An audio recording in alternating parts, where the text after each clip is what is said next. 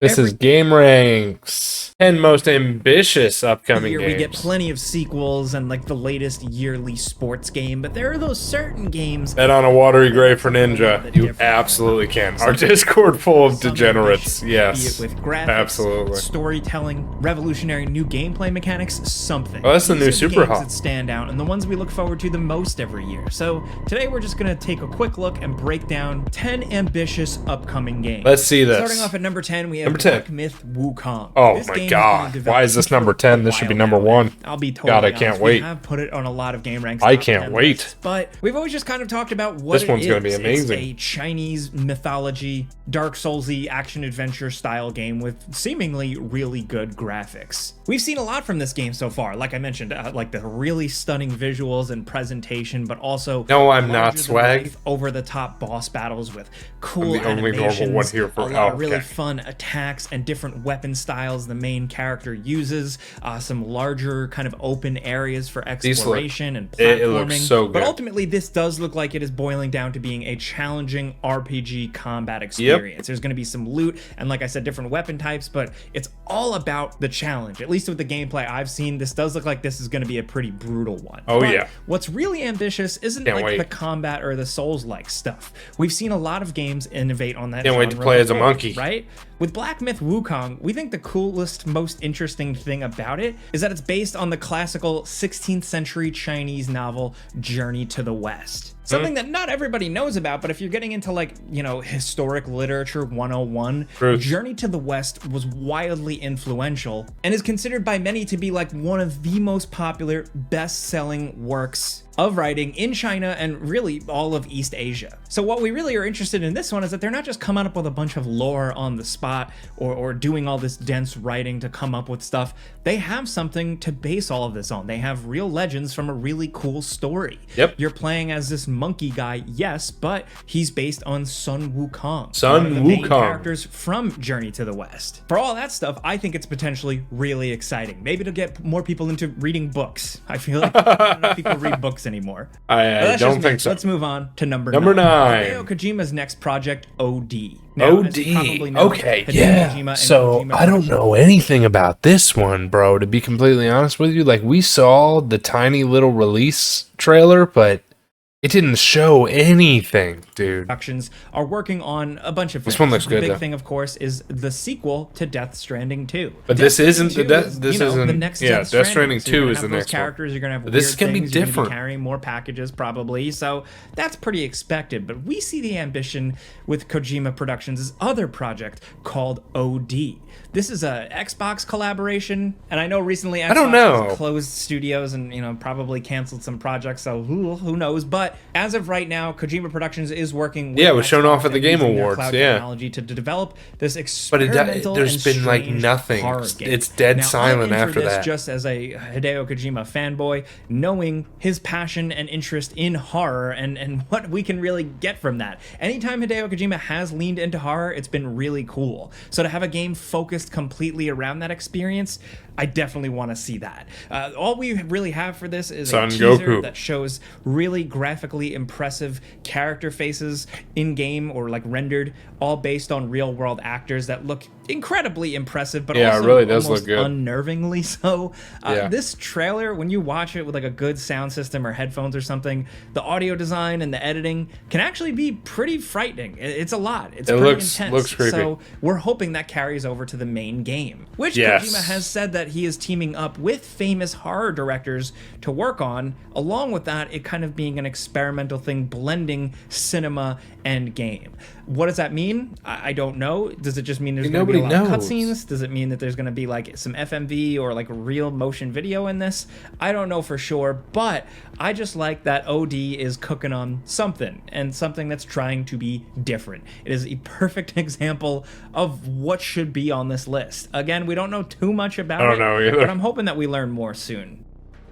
What's up, Blast? Number 8, we have the Star Wars Knights of the Old Republic remake. Knights of the Old Republic. You might not think it's that ambitious, right? It's a remake. It's honestly pretty safe. It's a remake of a beloved classic Star Wars RPG from BioWare. So it seems like a home run, right? Well, I think for some Star Wars fans that really pay attention, this is more ambitious than you're hyped for this, Dan. It's a remake, bro. Just go play the other one. Star Wars Knights of the Old Republic was one of the best. It was a good game. I played it, and just a really cool take on Star Wars and the lore, and it taking place. I'm saying, just go play the original movies. It kind of became the standard for a while, and the remake was something that has been trying to get off the ground for a really long time. If you follow the Game Ranks Friday news show or anything else online, just Knights of the Old Republic is the best game ever made. Knights of the Old Republic remake. But what I'm saying is, forever. Then it was finally announced. Why is there a remake? Disappeared for a while with the publishers and developers behind it, despite them changing. What's the reason for the insisting remake? That the game is still in the works, but it's been years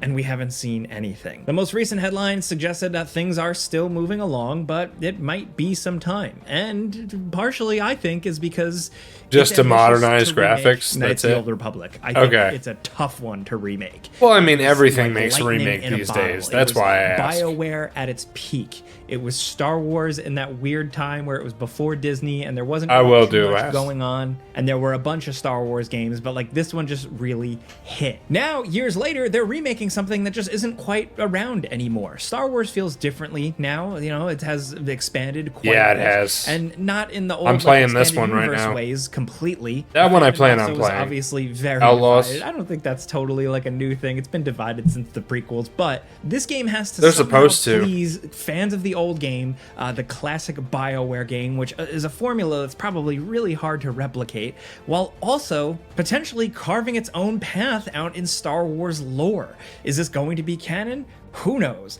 God knows, really. But whatever it does, whether it's canon or not, is its own unique slice of Star Wars that was really cool when it first dropped, but can they continue to keep that up? What I'm wondering is if they're going to screw it up when presented in what if they screwed up the remake? Gameplay. I don't know, but I do think it's pretty bold and like modernized it too much to remake one of the greatest games ever. It's the same thing you know what I'm saying? With people wanting to remake Metal Gear Solid 1. I feel like it's just so tricky to get that right. So the Knights of the Old Republic remake's ambition lies in just the fact that they're crazy enough to do it. Good luck. I'm not saying it's hard. I'm saying they've changed. The more changes, the worse probably. The people behind the MMORPG Crimson Desert Online, but this. Hey, look at that! BDO made another game. RPG. It has been in the works for many years. Open world RPG. We were getting it like released this year, but it's been pushed. They're still working on it, and this is ambitious. This just is because, for last right here. Number one, look at it. Yaksha's hyped for Crimson Desert. It looks really cool. I don't know if we've seen anything on it. The amount of stuff they're cramming in this game. This game has been billed like a combination of The Witcher 3, Assassin's Creed, Ghosts of Tsushima, Dragon's Dogma, Skyrim, you name it. Just systems-wise, gameplay-wise, they are throwing a lot in Is he here. carrying a sheep? Massive open worlds, all different types of traversal, weapon types, gorgeous graphics, larger-than-life creatures, all these different gameplay systems, stealth, actual like RPG town stuff. There's so much that they're throwing in here that it just seems like it's so much. Holy You're crap, riding and engaging in combat on carriages, you're riding horses, you're training horses, a whole other life against multiple giant enemies at once. That's another crab. What's up with all these giant crabs lately? And the combat itself also carrying a sheep as he Welsh. Intense and detailed. There's just a lot here. That's all I'm trying to emphasize. You don't care about these games? Big gameplay you ever played like Assassin's Creed or something like that? 2023, and those are good just games. Showed that there is a lot with this one. They are incredibly ambitious, essentially like cramming in so many systems, like a bunch of stuff that would keep you busy for hours and hours and hours in an MMO, but in something just more like a big open world action RPG. We're really hoping this one turns out awesome because on paper and like everything that they're going for, it seems really awesome. Next, over at number 6, we have 1943, I haven't seen nothing on that one. Rise of Hydra. The whole thing. This is the next big Marvel game.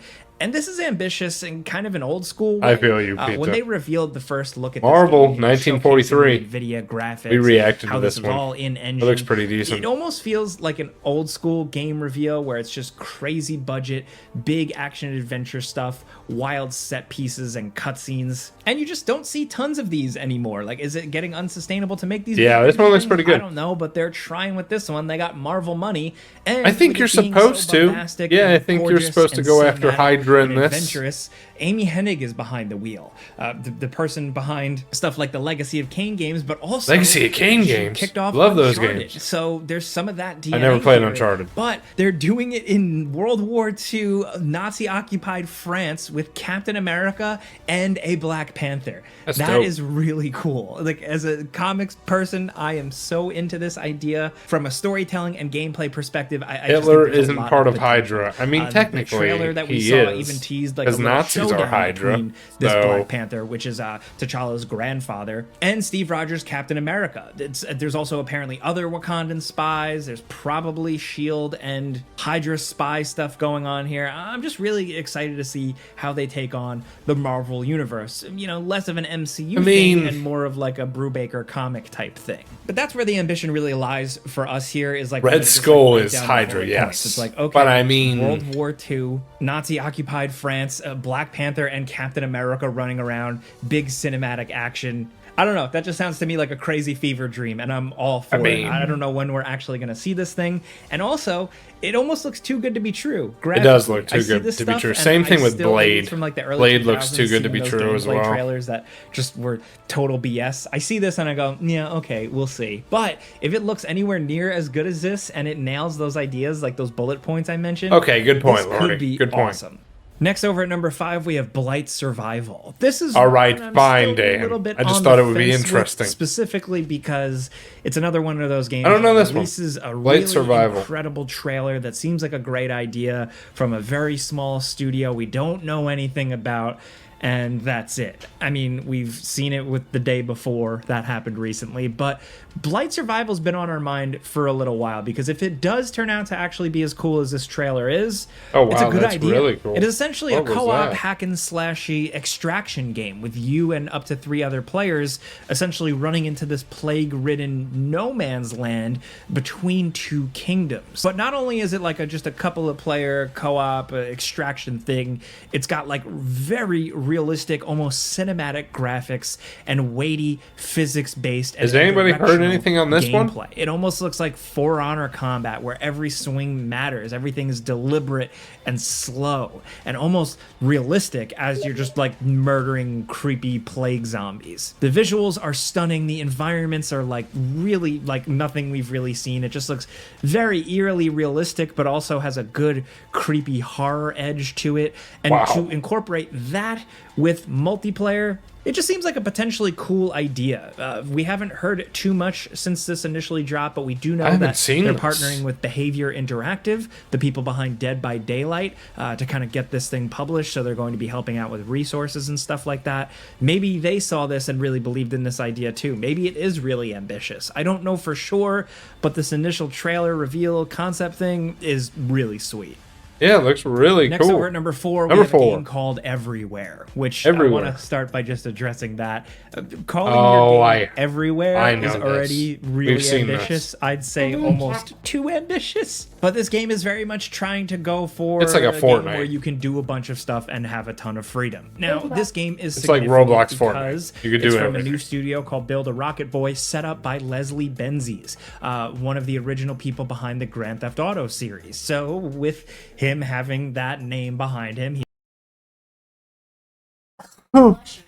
excuse me. All right. Able to get funding and make this new creative project, which has been in the works for quite some time now. We've very cool.